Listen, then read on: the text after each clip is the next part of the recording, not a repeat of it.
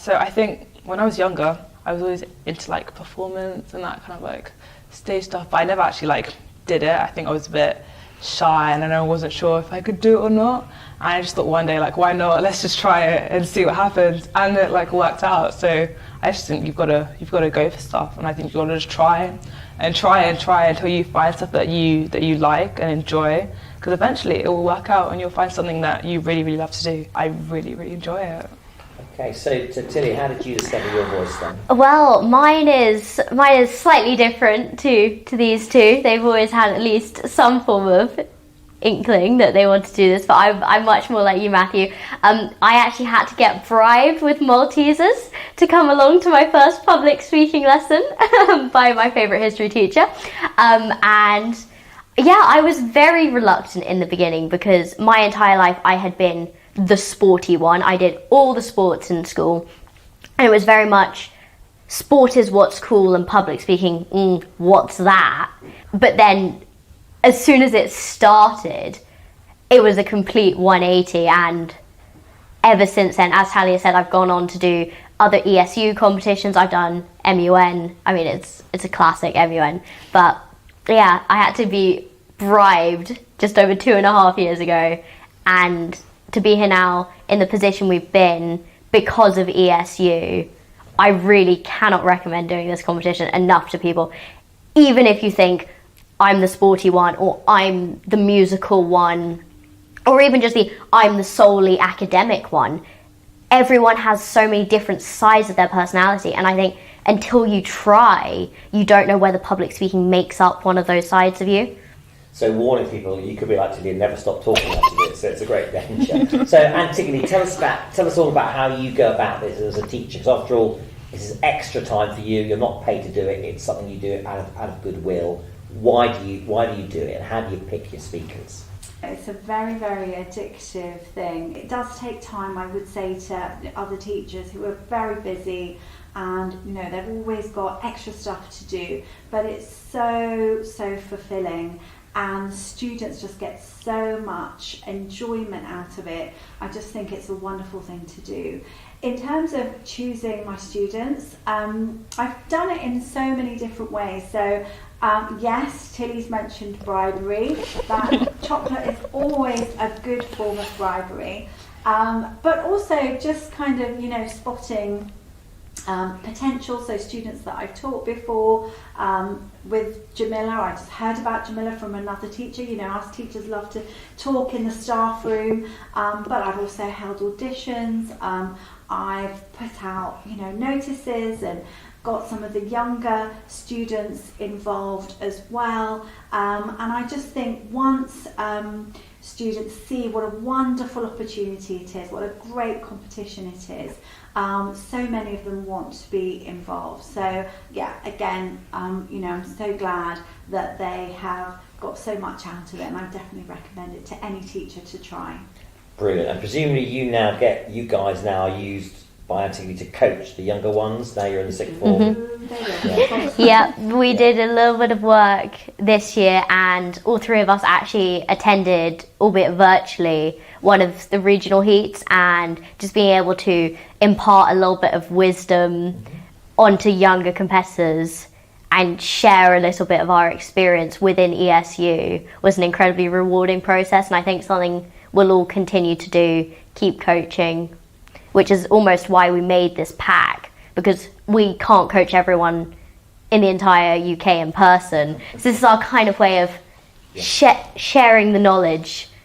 Yeah, I think that's what's so great about ESU, is that like the competition doesn't just stop and then that's it. There's like so many different things that you can do, and I think the journey just continues on and on and on, and there's so many different avenues you can take. It's just all very exciting. Well, warning to you three and to all other people out there, once we know you're keen, we never let you go. And, we want you to be judging in the future and getting involved in coaching and help. Even we've got lots of students all over the country running areas for us where we need extra help. So we're really keen to have young people helping us. Can I just ask you, what do you think, apart from confidence and hopefully you showed it some real enjoyment, are there other particular skills that this has taught you, or you think are, if you like, the add-ons in addition to being a confident speaker? Is there anything in particular you've noticed, or Antigone, you've noticed on their behalf? I think specifically for the chairperson, learning the skills to write an effective summary speech are incredibly transferable to things like essays. So you have this incredibly long passage, and being able to summarize that just into a few sentences, as with a speech, I think it's very useful to be able to learn this skill outside of the high pressure classroom setting, and then be able to transfer that over. Mm-hmm.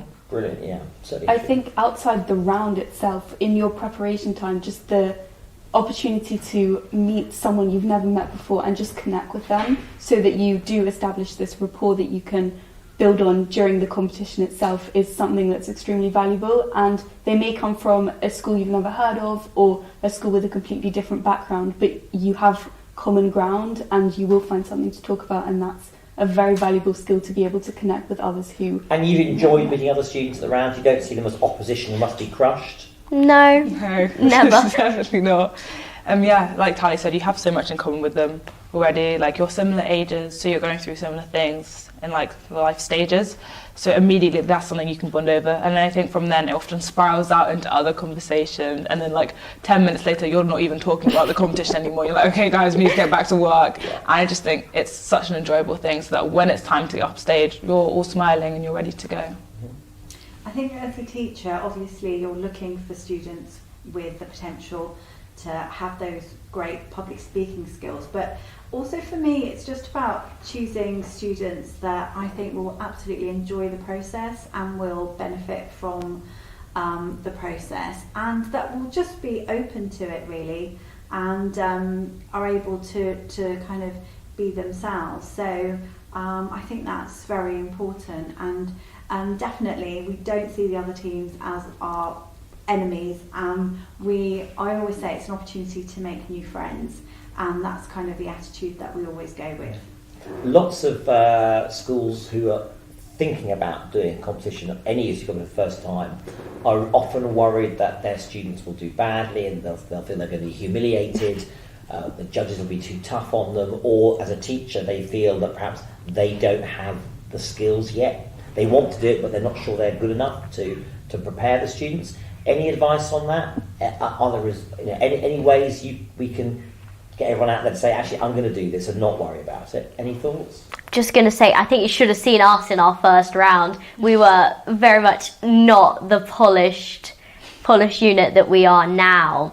And that's the same with every team in the first round. And that's the entire point of these competitions. You can enter your first round knowing completely nothing. I mean, that was what I did. You had some public speaking knowledge before, but for me, ESU was my very first public speaking competition, and it's just an opportunity to grow. No one's going to be laughing at you, no one's going to be judging you because they're in the same position as you. Everyone is just using this to grow. I think if you're nervous or if you don't think you have the skills, use the resources that ESU have given you, because on the website they're brilliant. Use them. Watch speeches online. Again, if you go to YouTube, you can see past speeches from ESU competitions.